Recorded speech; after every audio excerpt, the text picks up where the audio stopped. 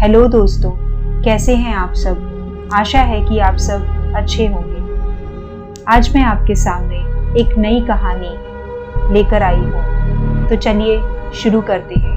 नरभक्षी highway. सुनसान सड़क पर अकेली खड़ी एक खूबसूरत लड़की मारे खौफ के कांप रही थी। राम जाने उसे पता था या नहीं, अंधेरे में से चार आंखें उस लड़की को एकटक घूर रही थी और उन चार आंखों से कुछ दूरी पर दो आंखें और थी जो इतनी काली थी कि अंधेरे में उनमें से बह रहा खून ही दिखाई दे रहा था। अचानक से उसे एक कार नजर आई और प्यारी सी मुस्कान उसके गुलाबी होठों पर फैल गई। तेज रफ्तार से भागती कार में एकदम से लगे ब्रेक से माइक झटका खा गया। शुक्र था सीट बेल्ट पहन रखा था, नहीं तो खोपड़ी में विंडस्क्रीन होती या जाने विंडस्क्रीन में खोपड़ी। वह ड्राइवर की सीट पर बैठे असलम को गुस्से से देखकर वह कुछ बोलने ही वाला था कि असलम ने सामने इशारा किया। वाओ, सुनसान हाईवे, रोड लाइट्स के पीछे अंधेरा ही अंधेरा और कार के आगे लिफ्ट मांगती एक खूबसूरत लड़की। पीछे की सीट पर बनियान पहनकर बैठा सिद्धार्थ उर्फ सिड असलम और माइक को पीछे धकेलते हुए अपना चेहरा विंडस्क्रीन तक ले आया था। माइक कार से उतरा और पीछे का दरवाजा खोलकर बड़े अदब से बोला, आइए, जैसे उसकी इस लड़की से बरसों की पहचान। अचानक से तीनों ने देखा उनके सामने अंधेरे में से दो साए प्रकट हुए। ये दो लड़के ही थे। एक के हाथ में पिस्तौल थी। लड़की दो कदम पीछे हट गई थी। कार से बाहर निकल आओ, पहला बोला। दूसरे ने अपनी पतली आवाज को रौबीला बनाने की कोशिश करते हुए कहा, जल्दी जल्दी। सिड ने असलम की ओर देखते हुए एक स्माइल दी। असलम ने अपने शर्ट पर लगे खून के धब्बों को छिपाने की कोशिश की। दोनों कार से बाहर निकल आए। 7 फुट 2 इंच लंबा सिड पिस्तौल लेकर खड़े लड़के के पांव में गिड़गिड़ाते हुए बोला, प्लीज हमें जाने दो, प्लीज प्लीज। वह लड़की बोली, जल्दी से अपना पर्स और बाकी सामान बाहर निकालकर घुटनों पर। उसका वाक्य पूरा भी नहीं हुआ था, धाए की आवाज गूंजी। लड़की जोर से चीखी। सिड ने तेजी से उसके साथी को दबोचकर उसी की पिस्तौल से उसका भेजा उड़ा दिया था। जल्दी वह लड़की और उसका एक साथी उस गैंग के कब्जे में थे जिसका नाम था सैम। एस से सिड, ए से असलम और एम से माइक। जुर्म की दुनिया में मात्र 3 लोगों की इस गैंग का सिक्का चलता था। आयशा नाम था उसका। एक छोटे से कस्बे से यहाँ आई थी पढ़ने, एक बेहतरीन करियर और लग्जरी लाइफस्टाइल की तलाश में। इस शहर ने उसे रैक्स जैसा बॉयफ्रेंड दिया जो लग्जरी कारों का शौकीन था। कोचिंग इंस्टीट्यूट के बाहर कभी किसी महंगी बाइक, कभी चमचमाती कार में नजर आता रैक्स। आयशा को शुरू में लगा था रैक्स अमीर बाप का बेटा होगा, लेकिन बहुत देर से उसने जाना रैक्स का असल नाम राशिद था, जो शहर की एक पतली सी गली में अपनी अम्मी के साथ रहता था। रैक्स के साथ उसने कैफेटेरिया से होते हुए बार तक का अश्लील सफर तय कर लिया था और इस राह से लौटना संभव नहीं था। इस आलीशान लाइफस्टाइल को बनाए रखने के लिए रैक्स और उसका दोस्त जयराज उर्फ जेरी कार और बाइक्स चुराते, चैन स्नेचिंग करते और नशीले पदार्थ बेचते। धीरे धीरे आयशा भी इन गुनाहों में शामिल होने लगी और आयशा के शामिल होने के बाद इन तीनों ने लूटपाट शुरू की। आयशा अंधेरी रातों में लिफ्ट मांगकर कार रुकवाती। रैक्स और जेरी पिस्तौल के सहारे डरा धमकाकर लूटपाट करते। आज शेर को सवा शेर मिला था। सिड, असलम और माइक के कब्जे में थी आयशा और उसका बॉयफ्रेंड रैक्स। जेरी हाईवे किनारे मरा पड़ा था। असलम ने बड़े आराम से सिगरेट पीते हुए कार चला रहा था और सोच रहा था इन दोनों का क्या किया जाए। उधर हाईवे पर पड़ी लाश की ओर 2 रक्ताब आंखें बढ़ रही थी। उस साए का काला लबादा हवा में लहरा रहा था। जेरी के फटे पड़े माथे के पास आकर उसने अपनी नीली जीभ लपलपाई। ताजे खून को देखकर उसके मुंह में पानी आ गया था। असलम किसी कच्चे रास्ते पर गाड़ी ले ले, बहुत दिन हो गए जिस्म की प्यास बुझाए हुए। आयशा के गालों को सूंघते हुए सिड आहें भरता जा रहा था। रैक्स पड़ा पड़ा छटपटा रहा था। उसके हाथ पीछे की ओर बंधे हुए थे, मुंह में कपड़ा ठूसा हुआ था। उसके घुटने सीने को छू रहे थे। किसी पोटली की तरह गोल गोल बांधकर उसे सीट के नीचे डाल दिया गया। रहने देना, इन दोनों को मारकर कहीं फेंक देते हैं। वह डिक्की में भी पड़ी है, प्यास उससे बुझा लेना। असलम ने पीछे देखते हुए कहा, पागल है तू, भाभी है मेरी वह तो। तेरी गर्लफ्रेंड के साथ मैं क्यों रिलेशन बनाऊं? तू तो मेरा भाई है ना। सिड और असलम की बातें सुन गुस्से से माइक बोला, ये बकवास बंद करो, कोई कुछ नहीं करेगा किसी लड़की के साथ। अपनी गैंग का उसूल किसी हालत में नहीं टूटेगा, कोई जोर जबरदस्ती नहीं किसी लड़की के साथ। मुझे तो सच्ची में लगता है माइक, ये औरतों की रिस्पेक्ट का तेरा जो ये चोंचला है ना, ये सब उस कहानी की वजह से है जो इस हाईवे के बारे में खूब फेमस है। सिड बोला। आयशा ने पहली बार सिड की आंखों में देखा।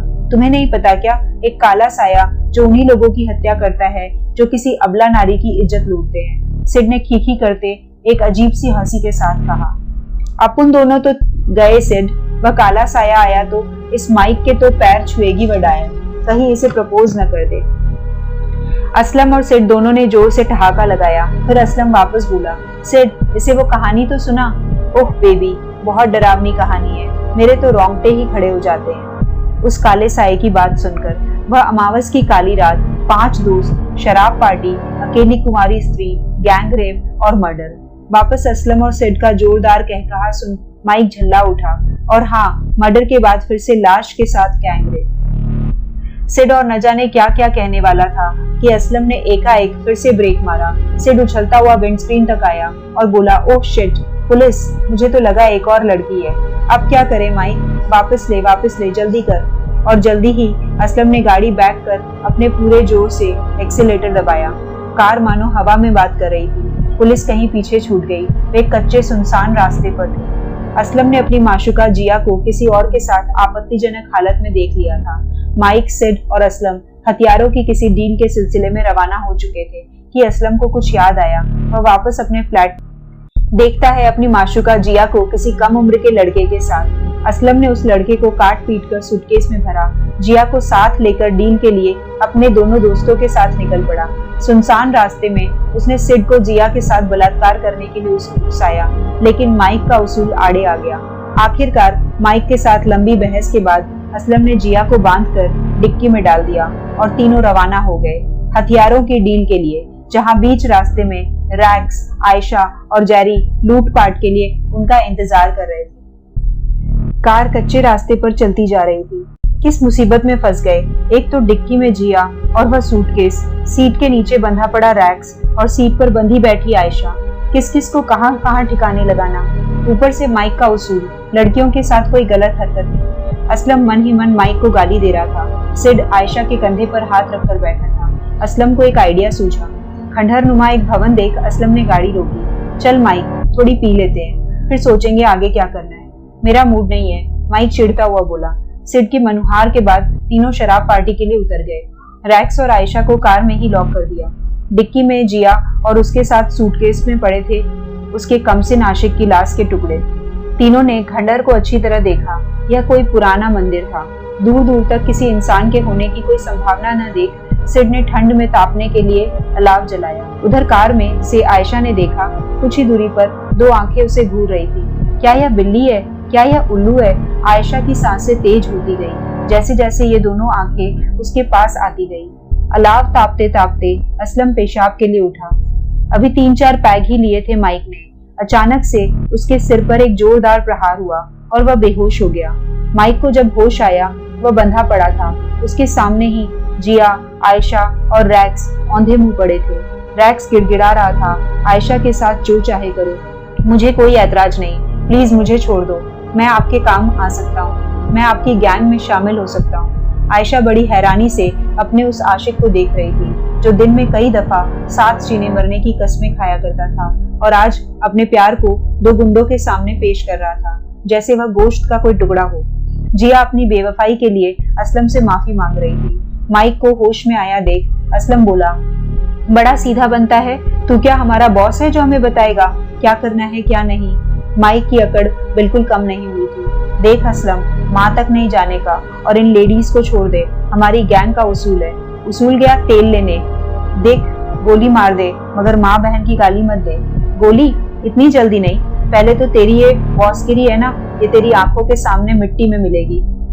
देख, इस धोखेबाज की इज्जत लूटेगा हमारी गैंग का नया बंदा। क्यों रे, लूटेगा ना? क्या नाम है तेरा? रैक्स। रैक्स नाम है मेरा।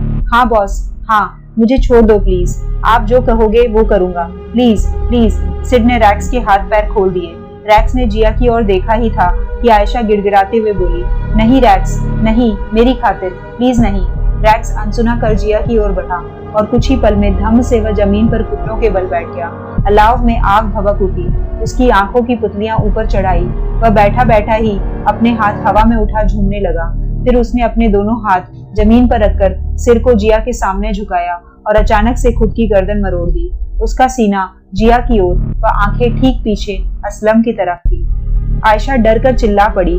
भय के मारे जिया का तो दम ही निकल जाता। तभी सिड बोल उठा, साला पागल ही था क्या? सब मूड ऑफ कर दिया। देख असलम, माइक को खत्म करते हैं, जिया और आयशा को ले चलते हैं, कुछ दिन यूज करेंगे, बाद में देखा जाएगा।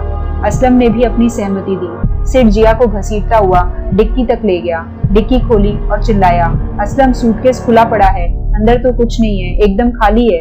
इतनी ठंड में भी आयशा पसीने पसीने हो रही थी। उसने 2-3 बार श्श किया और असलम से फुसफुसाते हुए बोली, पीछे पीछे कोई है। असलम ने पीछे देखा, उसके पांव जम गए।